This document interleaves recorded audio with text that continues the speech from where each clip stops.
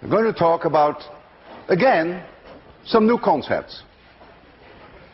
And that's the concept of electrostatic potential, electrostatic potential energy, for which we will use the symbol U, and independently electric potential, which is very different, for which we will use the symbol V. Imagine that I have a charge Q1 here, and that's plus charge, and here I have a charge plus Q2, and they have their distance r apart, and that is point P. It's very clear that in order to bring these charges at this distance from each other, I had to do work to bring them there, because they repel each other. It's like pushing in a spring. If you release the spring, you get the energy back. If they were connected with a little string, the string would be stretched. Take scissors, cut the string, they fly apart again. So I have put work in there, and that's what we call the electrostatic potential energy. So let's work this out in some detail, how much work I have to do. Well, if we first put Q1 here, if space is empty, this doesn't take any work to place Q1 here. But now I come from very far away. We always think of it as infinitely far away. Of course, that's a little bit of exaggeration. And we bring this charge Q2 from infinity to that point P. And I, Walter Lewin, have to do work. I have to push and push and push. And the closer I get, the harder I have to push. And finally, I reach that point P. Suppose I am here, and this separation is little r.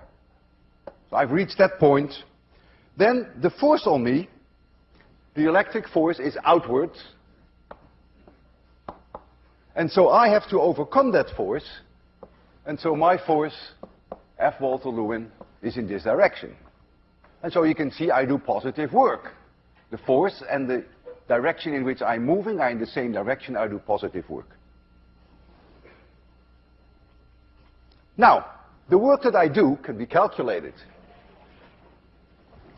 The work that Walter Lewin is doing in going all the way from infinity to that location P is the integral going from infinity to radius r of the force of Walter Lewin dot dr. But of course, that work is exactly the same. Either one is fine. To take the electric force in going from r to infinity dot dr. Because the force, the electric force and Walter Lewin's force are the same in magnitude but opposite direction. And so by flipping over, going from infinity to r to infinity, this is the same. This is one and the same thing. Let's calculate this integral, because that's a little easy. We know what the electric force is. Coulomb's law. It's repelling. So the force and dr are now in the same direction. So the angle theta between them is 0. So the cosine of theta is 1. So we can forget about all the vectors. And so we would get then that this equals Q1, Q2, divided by 4 pi epsilon 0. And now I have downstairs here an r squared. And so I have the integral now, dr divided by r squared, from capital R to infinity. And this integral is minus 1 over r, which I have to evaluate between r and infinity. And when I do that, that becomes plus 1 over capital R. Right? The integral of dr over r squared, I'm sure you can all do that, is minus 1 over r. I evaluate it between r and infinity, and so you get plus 1 over r. And so U, which is the energy, the work that I have to do to bring this charge at that position, that U is now Q1 times Q2 divided by 4 pi epsilon 0 divided by that capital R.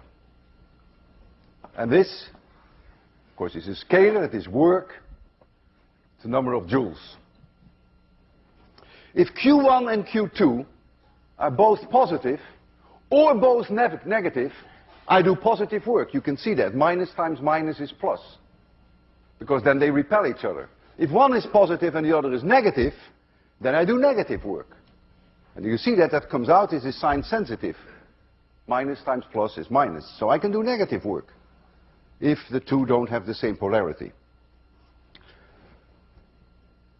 I want you to convince yourself that if I didn't come along a straight line from all the way from infinity, but I came in a very crooked way, finally ended up at point P, at that point, that the amount of work that I have to do is exactly the same. You've seen a parallel with 801 where we dealt with gravity. Gravity is a conservative force. And when you deal with conservative forces, the work that has to be done in going from one point to the other is independent of the path. That is a definition of conservative force. Electric forces are also conservative, and so it doesn't make any difference whether I come along a straight line to this point or whether I do that in an extremely crooked way and finally end up here. That's the same amount of work. Now, if we do have a collection of charges, so we have pluses and minus charges, some pluses, some minus, some pluses, minus, pluses, pluses, then you now can calculate the amount of work that I, Walter Lewin, have to do in assembling that. You bring one from infinity to here, another one, and you add up all that work. Some work may be positive, some work may be negative. Finally, you arrive at the total amount of work that you have to do to assemble these charges. And that is the meaning of capital U. Now I turn to electric potential. And for that, I start off here with a charge which I now call plus capital Q. It's located here. And at a position P, at a distance R away, I place a test charge, plus Q. Make it positive for now, you can change it later to becoming negative.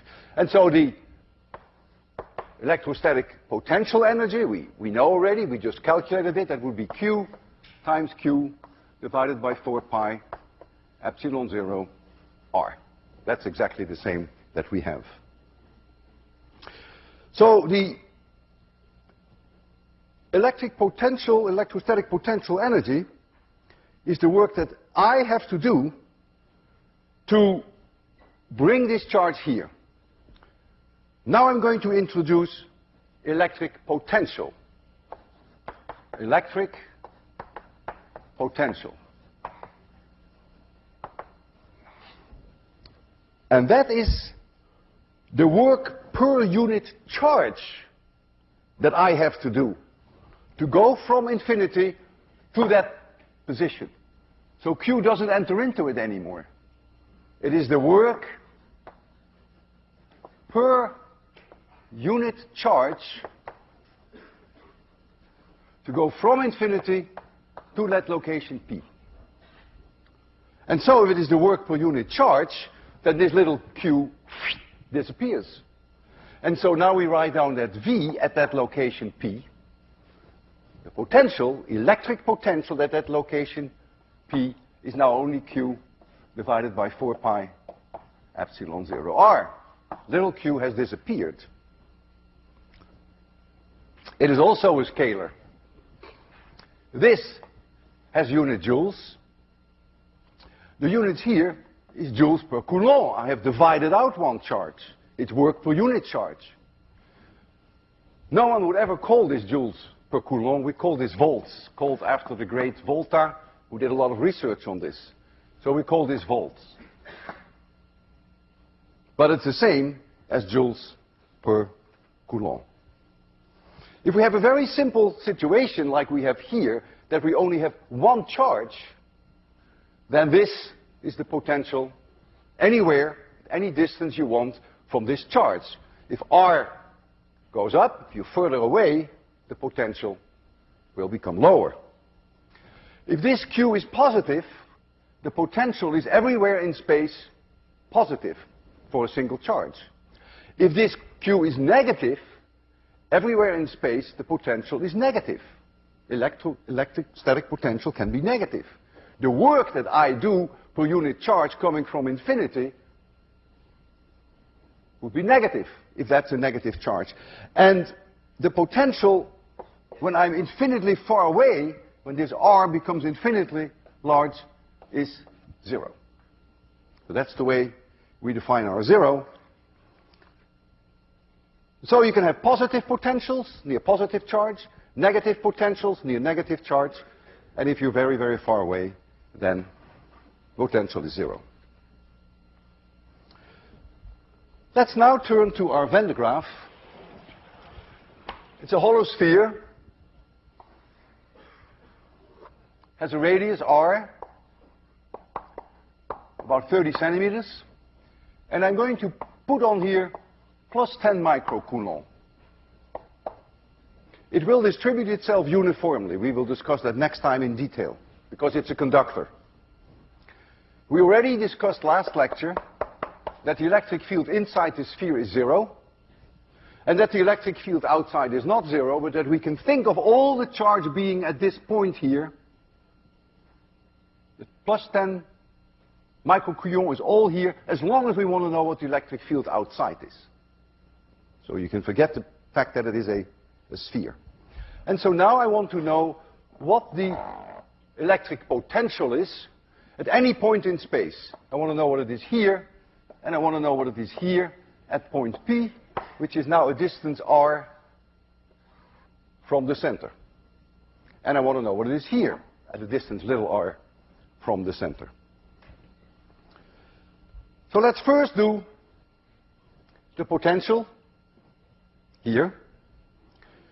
The potential at point P is an integral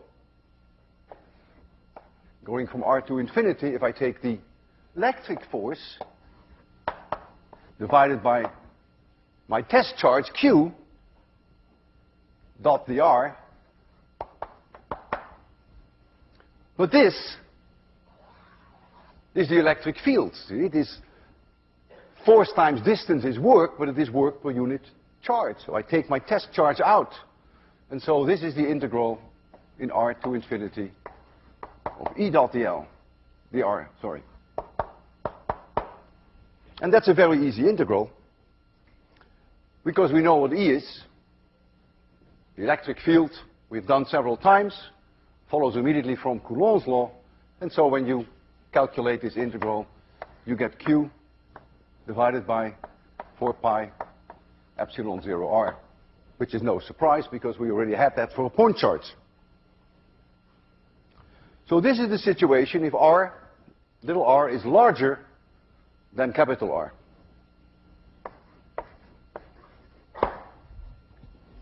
Precisely what we had before. We can put in some numbers. If you put in r equals r, which is 0.3 meters, and you put in here the 10 microcoulomb and here the 30 centimeters, then you'll find 300,000 volts. So you get 3 times 10 to the 5th volts. If you take r equals 60 centimeters, you double it. If you double the distance, the potential goes down by a factor of 2. It's 1 over r. So it will be 150 kilovolts. And if you go to 3 meters, then it is 10 times smaller, then it is 30 kilovolts. And if you go to infinity, which for all practical purposes would be lobby 7, if you go to lobby 7, then the potential for all practical purposes is about 0. Because r is so large that there's no potential left. So if I, Walter Lewin, march from infinity to this surface of the Van de Graaff, and I put a charge Q in my pocket, and I march to the Van de Graaff, by the time I reach that point, I have done work. I multiply the charge now back to the potential. That gives it work again, because potential was work per unit charge. And so the work that I have done then is the charge that I have in my pocket times the potential, in this case the potential of the Van de Graaff, if I go all the way to this surface, which is 300,000 volts. If I were a strong man and I would put 1 Coulomb in my pocket, that's a lot of charge, then I would have done 300,000 joules of work by just carrying the 1 Coulomb from lobby 7 to the Van de Graaff. That's about the same work I have to do to climb up the Empire State Building. It's the famous MGH, my mass times G times the height that I have to climb. So, I know how the electric potential goes with distance. It's a 1/r relationship. Now I have arrived at the Van de Graaff. I am at the surface with my test charge, and now I go inside. And I slosh around inside. I feel no force anymore. There's no electric field inside. So as I move around inside, I experience no force. That means I do no work. So that means that the potential must remain constant. So the absence of an electric field here implies that the electric potential everywhere is exactly the same. Inside is the same as on the sphere, because no further work is needed in marching around with a test charge. And so for this special case, I could make a graph of the electric potential versus R, and this is then the radius of the Van de Graaff, and that would be a constant all the way up to this point, and then it would fall off as 1/r here. And for the numbers that we have chosen, the potential at the maximum here would be 300,000 volts. Just as when you look at maps, where you see contours of equal height of mountains, which we call equal altitudes, here we have surfaces of equipotential. And if you had a point charge, or if you had the Van de Graaff, these surfaces would be concentric spheres. The further out you go, if the charge is positive, the lower the potential would be. They would be nicely spherical surfaces. Suppose now we had more than one charge. We had a plus Q1 charge, and we had a minus Q2 charge, for instance. And you're being asked now, what is the potential at point P? Well, now the electric potential at point P, Vp, is the potential that you would have measured if Q1 had been there alone. And you have to add the potential that you would have seen if Q2 had been there alone. Just adding work per unit charge for one with work per unit charge of the other. And if this is negative, then this quantity is negative, and this is positive. So when you have configurations of positive and negative charges, then of course, depending upon where you are in space, if you're close to the plus charge, the potential is almost certainly positive, because the 1/r is huge. If you're very close to the negative charge, again, the 1/r of this little charge will dominate, and so you get a negative potential. And so you have surfaces of positive potential, and you have equipotential surfaces of negative potentials, and so there are surfaces which have zero potential. And they're not always very easy to envision. But what I want to show you is some work that Maxwell himself did in figuring out these equipotentials. And so I have here a transparency of publication by Maxwell. You see a charge, let's assume it is +4 and +1. It could be -4 and -1, but let's assume they are plus. And you see the green lines, which we've seen before, which are the field lines. Don't pay any attention to the green field lines now. The red lines are equipotentials, and you have to rotate them about the vertical because they are, of course, surfaces. This is three-dimensional. I have not drawn all the equipotential surfaces in red because they become too cluttered here. But I've tried to put most of them in red. Since this charge is positive and that charge is positive, everywhere in space, no matter where you are, the potential has to be positive. There is not a single point where it could be negative. If you are very far away from the +4 and the +1, then you expect that the equipotential surfaces are spheres, because it's almost as if you were looking at a +5 charge. So it doesn't surprise you that when you go far out, that you ultimately get spherical shapes. When you're very close to the +4, they are perfect spheres. When you're very close to the +1, they are perfect spheres. But then when you're sort of in between, neither close to the +4 nor to the +1, they have this very funny shape. It reminds me the shape of this balloon a little bit. Sort of like this. You see? And there is one surface which is most unusual, equipotential surface, which here has a point where the electric field is 0. It's sort of like twisting the neck of a goose. You get something like this. And so you have here a surface which has a point here, and it is exactly at that point where the electric field is 0. That does not mean that the potential is 0. Of course not. The potential is positive here. If you come with a positive charge from the lobby 7 and you have to march up to that point, you have to do positive work. You have to overcome both the repelling force from the +4 and the repelling force from the +1. But finally, when you reach that point, you can rest, because there is no force on you at that point. That's what it means, that the electric field is 0. It does not mean that you haven't done any work. So never confuse electric fields with potentials. I want to draw your attention to the fact that the green lines, the field lines, are everywhere perpendicular to the equipotentials. I will get back to that during my next lecture. That is not an accident. That is always the case. Now, Maxwell shows you something that is a little bit more complicated. Here, he calculated for us the equipotential surfaces. The red ones are the surfaces. Again, you have to rotate them about the vertical to make it three-dimensional.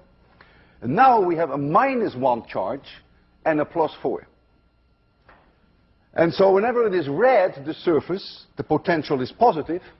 And whenever I have drawn it blue, the potential is negative.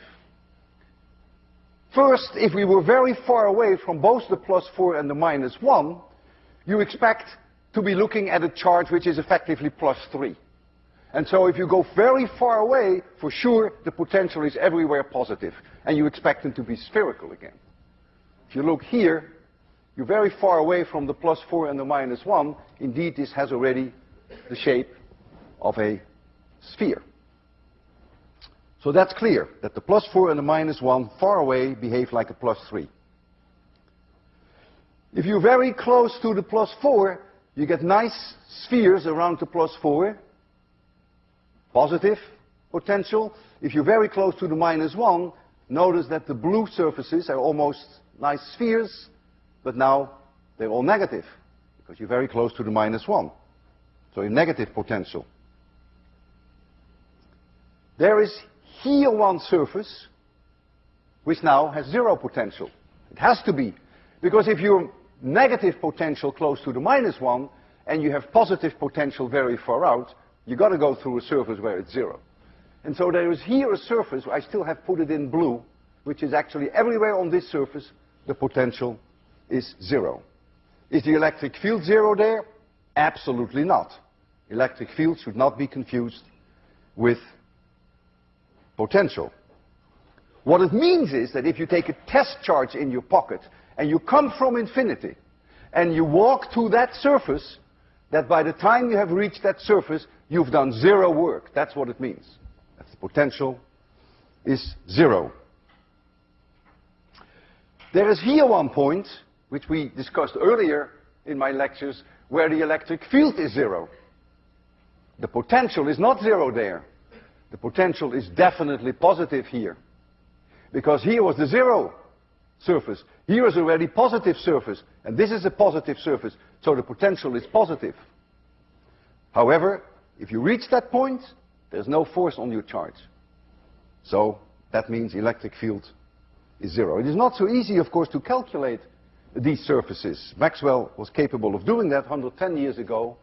And nowadays we can do that very easily with computers. Equipotential surfaces which have different values can never intersect. Plus 5 volt surface can never intersect with a plus 3 or a minus 1. And you think about why that is. Why that is. That would be a total violation of the conservation of energy. So equipotential surfaces, different values can never intersect. All right. So you've seen that for the various charge configurations, the equipotential surfaces have very complicated shapes and cannot always be calculated in a very easy way. Now comes the question, why do we introduce electric potentials? Who needs them? And who needs equipotential surfaces? Isn't it true that if we know the electric field vectors everywhere in space, that determines uniquely how charges will move, what acceleration they will obtain? That means how their kinetic energy will change. And the answer is yeah. If you know the electric field everywhere in space, sure, then you can predict everything that happens with a charge in that field. But there are examples where the electric fields are so incredibly complicated that it is easier to work with equipotentials. Because the change in kinetic energy, as I will discuss now, really depends only on the change in the potential when you go from one point to another. So you will see very shortly that sometimes, if you're only interested in change of kinetic energy and not necessarily interested in the details of the trajectory, then equipotentials come in very handy.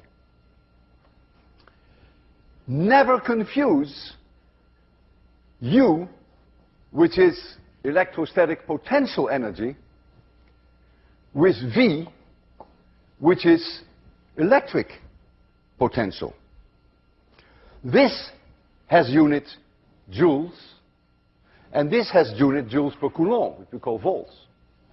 If I have a collection of charges, pluses and minuses, U has only one value.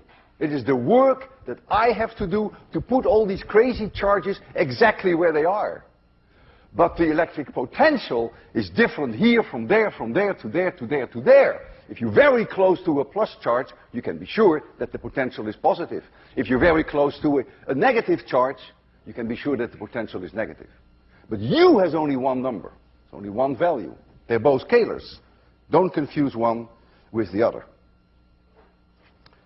In a gravitational field, matter, like a piece of chalk, wants to go from high potential to low potential. If I just release it with zero speed, there it goes.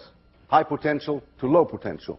In analogy, positive charges will also go from a high electric potential to a low electric potential.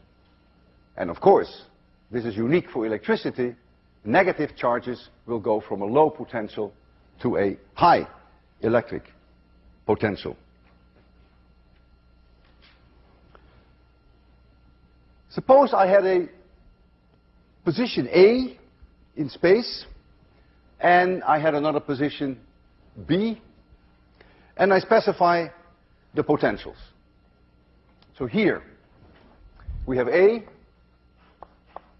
potential is VA, and here we have point B, where the potential is VB. by definition, the potential of VA, as we discussed before, is the integral. By the way, if these are separated by some random distance r, whatever you want. So the potential of A is defined as the integral in going from A to infinity of E dot dr. That is the definition of the potential of A.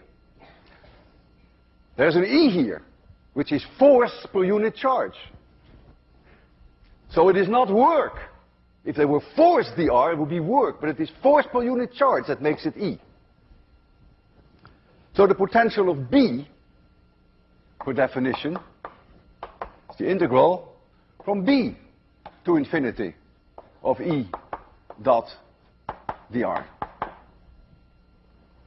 And so therefore, the potential difference between point A and B,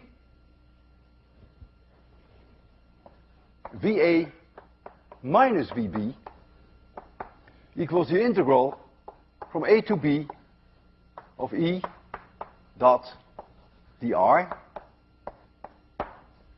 And for reasons that I still don't understand after having been in this business for a long time, books will always tell you they reverse VA and B, so they give you VB minus VA, and then they say, well, we have to put a minus sign in front of the integral, the same thing.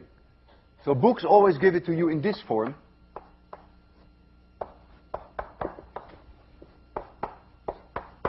But it is exactly the same. Hope you realize that. This is the two equations that I have here are the same. VA minus VB is the integral from A to B of E dot dr. If I flip this over, then all I have to do is put a minus sign here, and the two are identical. Notice that if there is no electric field between A and B, they have the same potential, of course.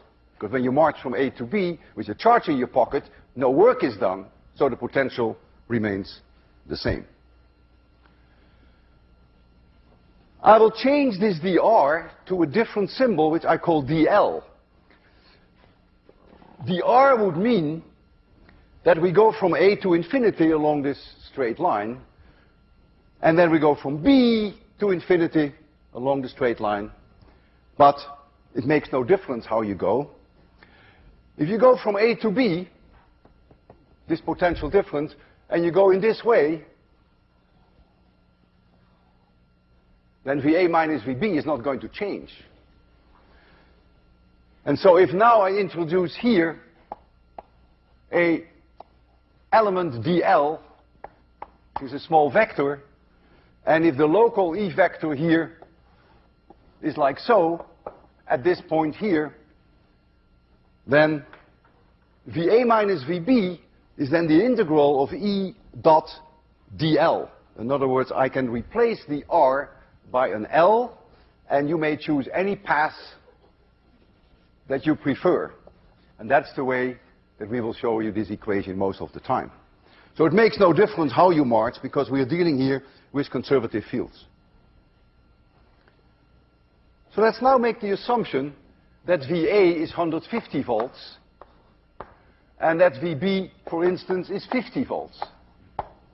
So it's a very specific example. What does it mean now? It means that if I put plus Q charge in my pocket, and I come all the way from lobby 7, and I walk up to point B, so Walter Lewin, plus Q charge in his pocket, goes from lobby 7 to point B, I have to do work, and the work I have to do is the product of my charge Q with the potential. So that is Q, the work I have to do is Q times VB. So in this case, it's 50 times Q, whatever that charge is that I have in my pocket. This is in joules. Now, I go from lobby 7 to point A. I have to do more work. I have to do 150 Q joules of work. You can think of it, I first come to A, to B, I'm already exhausted. I have to put in another work to get all the way to point A. So you can imagine if I have this plus Q charge at point A, where it is at a higher potential, it wants to go back all by itself to B. It wants to go from a higher potential to a lower potential. Look, the E vector is in this direction. Positive charge will go to a lower potential. And as it moves from A to B, energy is released. How much energy? Well, this is the amount of work I have done to get to A. This is the amount of work I did to get to B. And so if now the charge goes back from A to B, it's the difference that becomes available in terms of kinetic energy. It's a change in potential energy. And that change in potential energy, so the change in potential energy, when the plus Q charge goes from A to B, that change is Q times VA minus VB. QVB at point B and QVA at point A. So this is the potential energy that is in principle available if the charge moves from A to B. And you remember from 801 the work energy theorem. If we deal with conservative forces, then the sum of potential energy and kinetic energy of an object is the same. That's also true for gravitational forces. In other words, this difference in potential energy that becomes available, like potential energy becomes available when I drop my chalk from a high potential to a low potential, that's converted to kinetic energy. So this difference now is also converted into kinetic energy of that moving charge, and so that would be the kinetic energy at point B minus the kinetic energy at point A, which is really the work energy theorem. It's the conservation of energy.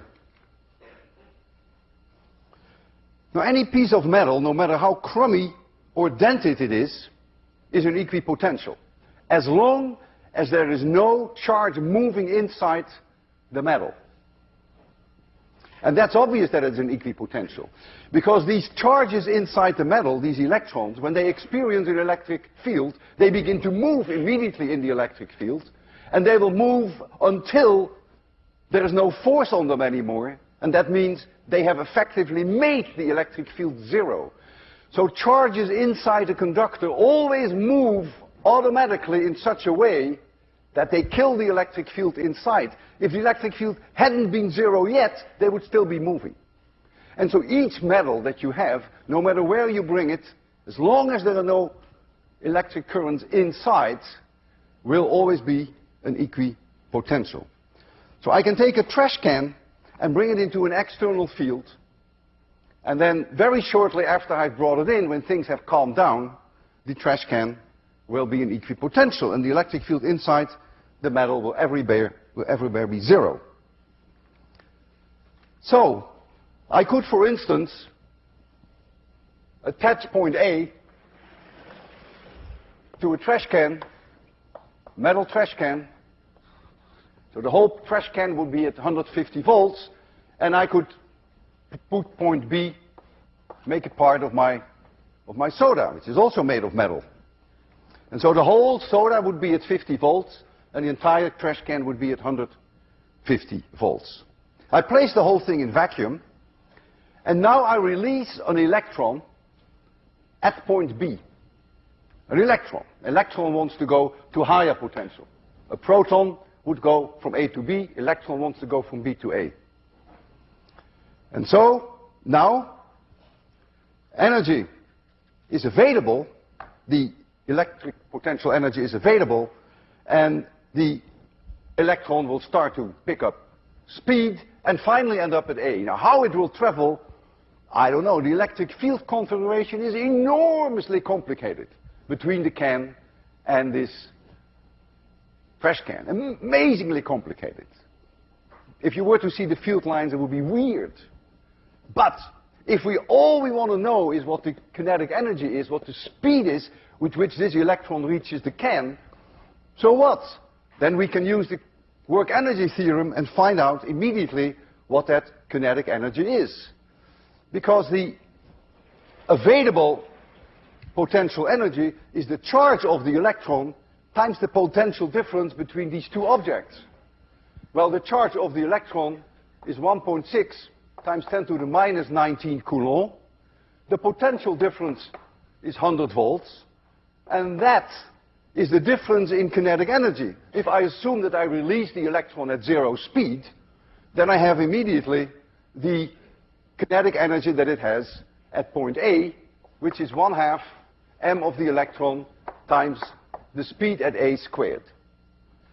So now you see that, accepting the fact that we know the equipotentials, we can very quickly calculate the kinetic energy and therefore the speed of the electron as they arrive at A without any knowledge of the complicated electric field. If you put in the numbers for the mass of the electron, then, which is 9 times 10 to the minus 31 kilograms, then you find that this speed is about 2% of the speed of light. Substantial speed.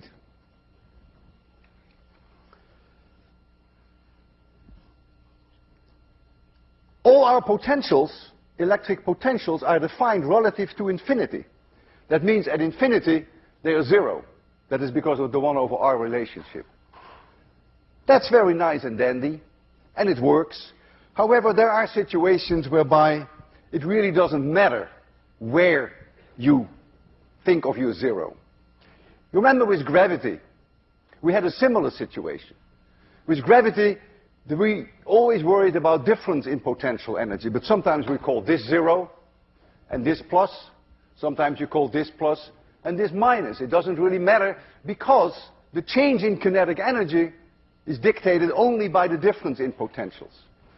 So it is very nice and dandy to call that 150 and to call that 50, but you wouldn't have found any different answer for the electron if you call this potential 100 volts and you call this one 0, or you call this one 0 and this one minus 100, or you call this one 50 and this one minus 50.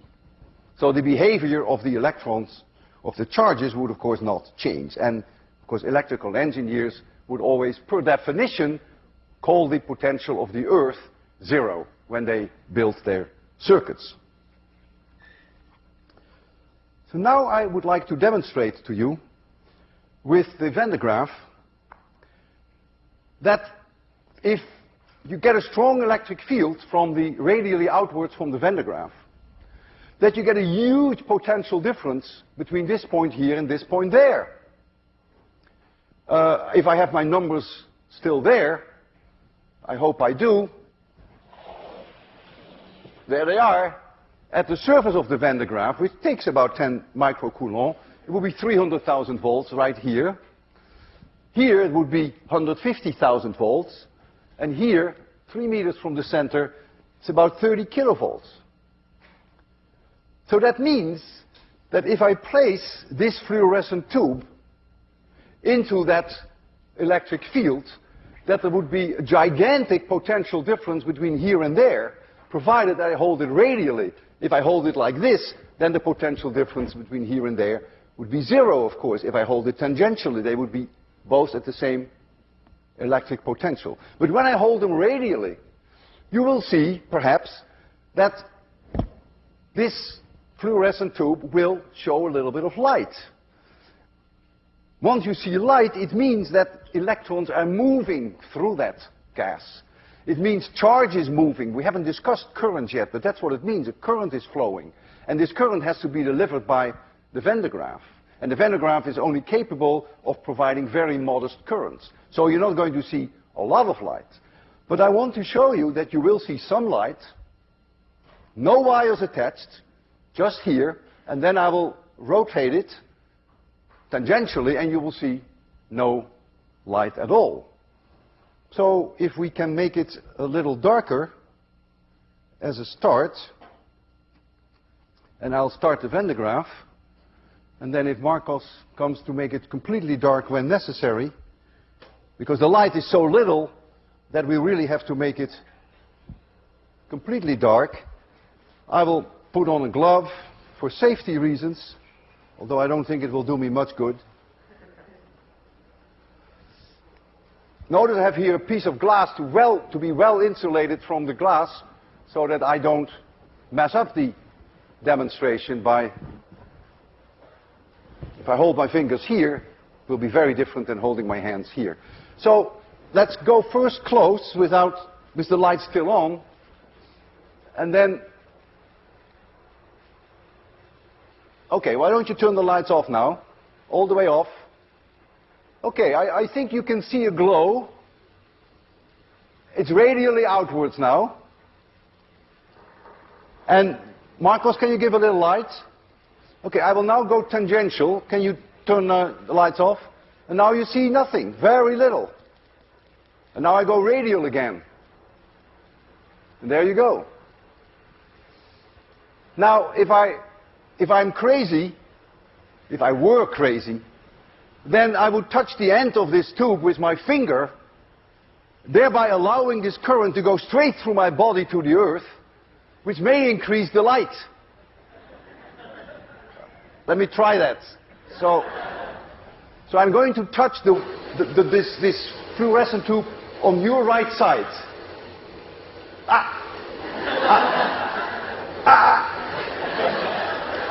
Every time I touch it, but that's not But you see, every time I touch it, I make it easier for the current to flow, and you see very clearly that it lights up. Now I want to do the same demonstration with a neon flash tube. And the neon flash tube I will place at the end of a fishing rod. This neon flash tube we used during the first lecture when I was beating up students. But I've learned not to do that anymore. This takes several kilovolts to get a little bit of light out of it from one side to the other. Well, that's duck soup for the Van de Graaff. You know, you're talking about hundreds and thousands of volts. And so here I will actually start spinning it. And then when it is radially inwards, maybe you will see light. And when it is tangential, you won't see much light. And then, if I feel very good, I will do that again. Okay, so Marcos, if you make it dark, I'll give it a twist. Okay, radial, radial, radial, radial, radial, radial, radial, radial, radial. Okay, now okay, I touch it now. I touch it again. And I touch it again. And again. And again. And you see, every time I touch it, it lights me. And it gives a nice flash of light. So you see here, in front of your eyes, without any wires attached, that the potential difference created by the electric field, that those potential differences make these lights work. All right, see you Friday.